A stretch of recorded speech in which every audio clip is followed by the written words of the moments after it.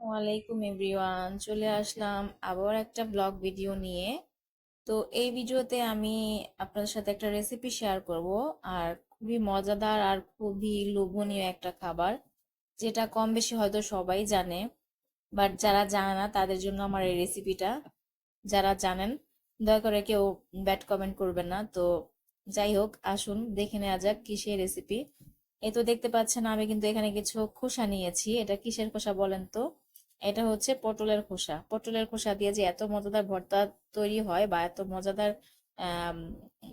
Recipe তৈরি হয়, সেটা আমি নিজে না বানালে কখনো বুঝতেই পারতাম না। তো যাই হোক, পটলের খোসাগুলো আমি খুব ভালো করে ধুয়ে নিয়েছি। ধুয়ে কি কি করেছি দেখেন, এখানে আমি কিছু কাঁচামরিচও নিয়ে নিয়েছি। তো কাঁচামরিচ আর পটলের খোসাগুলো আমি এখন তেলের মধ্যে দিয়ে দিলাম। অনেককেই দেখেছি যে পটলের খোসাগুলো একটু হালকা লবণ, একটু হালকা হলুদ পাখি দিয়ে সেটাকে সিদ্ধ করে নেয়, কিন্তু আমি সেটা না করে সরাসরি তেলের মধ্যে দিয়ে আমি এটাকে কিছুক্ষণ ভেজে নিব, কারণ এটা কেন জানি আমার কাছে আহ ভালো লেগেছিল। তো যাই হোক, এই তো আমি তেলের মধ্যে কিছুক্ষণ ভেজে নিচ্ছিলাম। তো যখন এটা কিছুটা ভাজা হয়ে যাবে, তখন এর মধ্যে আমি কিন্তু পেঁয়াজ, রসুন দিয়ে দিব। তো পেঁয়াজ রসুন সবগুলো একসাথে দিয়ে আমি একসাথেই সবগুলো ভাজবো। অনেককে দেখেছি আলাদা আলাদা করে ভাজে, বাট আমি কি করেছি, আমি সবগুলো একসাথে দিয়ে ভাজাভাজি করেছি।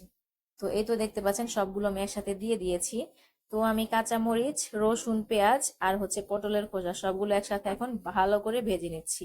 ভালো করে যখন ভাজা হয়ে যাবে, তো আমি কিন্তু এখানে শুকনা মরিচটাও ইউজ করব।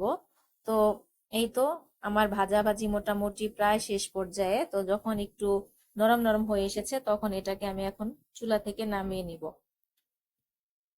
তো এই তো এটা আমার হচ্ছে ফাইনাল লুক, ভাজাভাজির ফাইনাল লুক। তো এখন এটাকে আমি নামিয়ে এই তো আমার এই যে দেখতে পাচ্ছেন, এটা হচ্ছে আমার মাটির বাটনা। এটা আমি এটাতে আমি কিছুক্ষণ চেষ্টা করছিলাম যে এটাতে পুরোপুরি ভর্তার মতো হয় কিনা, বাট দেখলাম যে না, এখানে পুরোপুরি ভাবে ভর্তাটা ওইরকম ভাবে তৈরি হয় না, একবারে পিষে যায় না। তো আমি আধ বাটা করে তারপর আমার মেয়েকে বললাম যে এখানে তো পুরোপুরি হচ্ছে না, তো তুমি এক কাজ করো,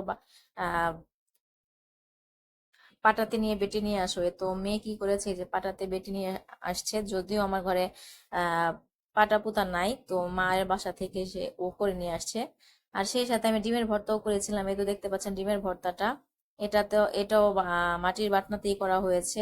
তো মেয়ে বলতেছে যে আমাকে মাটির বাটনাতেই ভাত দাও, আমি এখানেই ভাত খাবো। তো মেয়েকে দিয়ে দিলাম ভাত। আর ওই তো ভর্তা।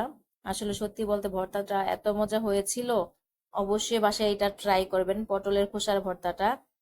যারা বানিয়ে খেয়েছেন তারাই বলতে পারবেন এর স্বাদটা কি।